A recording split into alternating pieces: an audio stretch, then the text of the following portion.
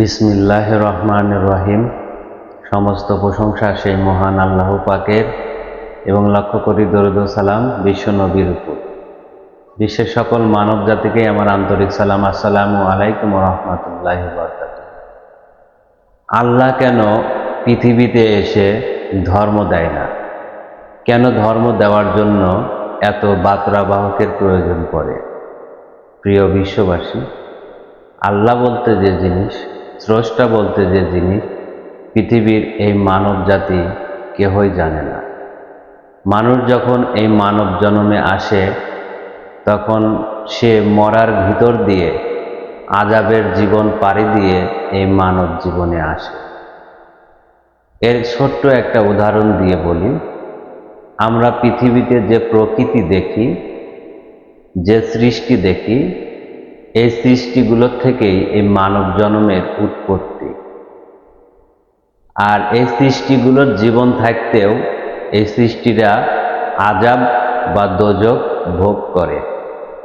যেমন ইচ্ছা করলে আপনি গরু জবাই করে খাচ্ছেন, ছাগল জবাই করে খাচ্ছেন, ইচ্ছা করলে একটি গাছকে টুকরো টুকরো করে কেটে জ্বালাচ্ছেন, পোড়াচ্ছেন। এভাবে যত সৃষ্টি আছে সেই সৃষ্টিগুলোর জীবন হলো আযাবী জীবন।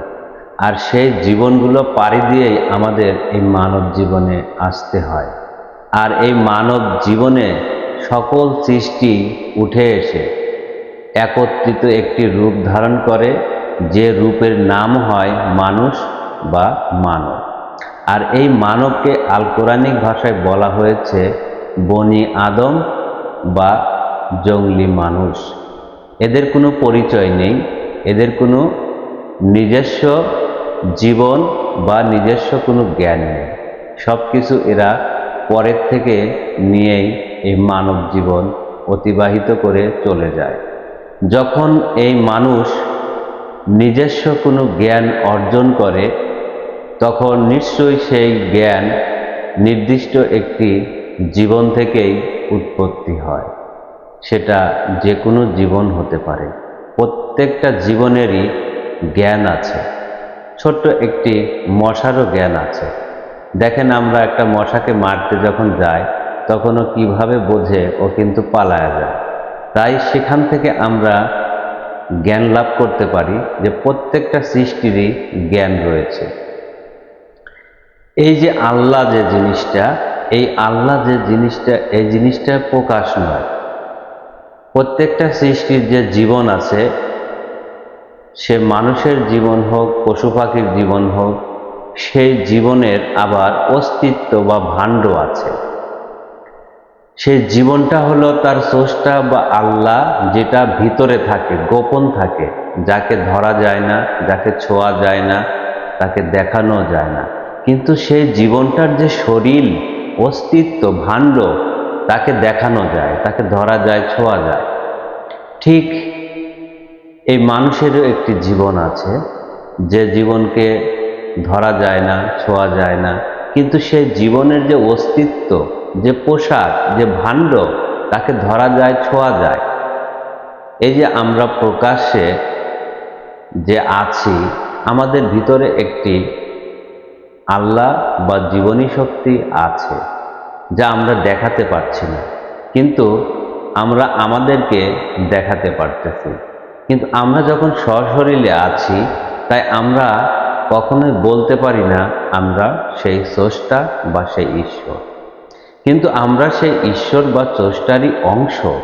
আমরা যখন আমাদেরকে চিনব, আমরা যখন আমাদের জীবনকে চেতনায় আনব, তখন আমরা দেখতে পাব যে আমরা সেই স্রষ্টারই অংশ। যতক্ষণ পর্যন্ত আমরা নিজেদেরকে না চিনতে পারব, নিজস্ব জ্ঞান অর্জন করতে না পারব, ততক্ষণ পর্যন্ত আমরা এই ধর্ম সম্পর্কে, স্রষ্টা সম্পর্কে, ঈশ্বর সম্পর্কে কোনো কিছুই জানতে পারবো না। তখনই আমরা জানতে পারবো যখন আমরা নিজস্ব একটি জীবনের উপর দাঁড়াবো, আর সেই জীবনের যে জ্ঞান আছে, আলো আছে, জ্যোতি আছে, সেখান থেকে আমাদেরকে সেই ঈশ্বরের জ্ঞান উপলব্ধি করতে সাহায্য করবে। এটাই হলো মহাসত্য। এছাড়া পৃথিবীর কোনো মানুষ সেই ঈশ্বর বা স্রষ্টা সম্পর্কে জানতে পারবে না, এটা অসম্ভব। তাই পৃথিবীতে সেই বার্তাবাহক যারা, তারা নিশ্চয়ই সে ঈশ্বরের অংশ ছিলেন, নির্দিষ্ট তারা এক একটি জীবনের মালিক ছিলেন। সেই জীবন থেকে তারা নিজের ভিতরে যখন সেই জ্ঞান উৎপত্তি হয়েছে, তখন তারা তাদের সেই ঈশ্বরের ধর্মকে প্রকাশ করেছে। এছাড়া এই পৃথিবীর মানুষ সেই ঈশ্বর বা আল্লাহ সম্পর্কে জানতে পারত না। এ মানুষ জানেই না যে ঈশ্বর বা আল্লাহ কি। এটি একটি জীবনী শক্তি, এটি একটি পাওয়ার, আত্মা, যাকে ধরা যায় না, ছোঁয়া যায় না। কিন্তু সে যখন একটি ভাণ্ড বা অস্তিত্বর রূপের ভিতরে প্রবেশ করে, তখন তাকে ধরা যায়, ছোঁয়া যায়। যেমন আমরা পৃথিবীর মানুষ, আমাদের ভিতর যে প্রাণটা বা জীবনটা ধরে নেন, সেটা আমাদের ঈশ্বর। সেই ঈশ্বরকে আমরা দেখাতে পারবো না, কিন্তু আমরা আমাদেরকে দেখাতে পারবো। তাই এর মানব বড়ির ভিতর থেকে যারা সেই ঈশ্বরের জীবনকে, ঈশ্বরের রঙে রঞ্জিত হতে পেরেছে, আল্লাহর রঙে রঞ্জিত হতে পেরেছে, তারাই পৃথিবীতে সেই ধর্মকে প্রকাশ করেছে, তাদেরকেই বার্তাবাহক বলা হয়। এইভাবে আপনারা যখন নিজের চোষটাকে চিনতে পারবেন, জানতে পারবেন, তখন আপনারা আমার এই ভিডিওর বা বক্তব্যর মূল্যায়ন বুঝতে পারবেন যে আমি কত বড় সত্য নিয়ে আপনাদের সামনে হাজির হয়েছি। যদি আমার এই ভিডিওটা ভালো লাগে, অবশ্যই আমার চ্যানেলটি সাবস্ক্রাইব করে বেল আইকনে বাটনে ক্লিক করে সব সময় আমাদের এই ভিডিও দেখবেন। অবশ্যই আপনারা সঠিক জ্ঞান পাবেন যে আল্লাহকে, কেন আল্লাহ এই মানব জীবনে আসে না, কেন তিনি ধর্ম দেন না। অবশ্যই আপনারা বুঝতে পারলেন। এ বলে আমি আমার বক্তব্য এখানে সমাপ্তি করছি। সুবহানাল্লাহি ওয়া বিহামদিহি, সুবহানাল্লাহিল আযীম। আসসালামু আলাইকুম ওয়া রাহমাতুল্লাহি ওয়া বারাকাতুহু।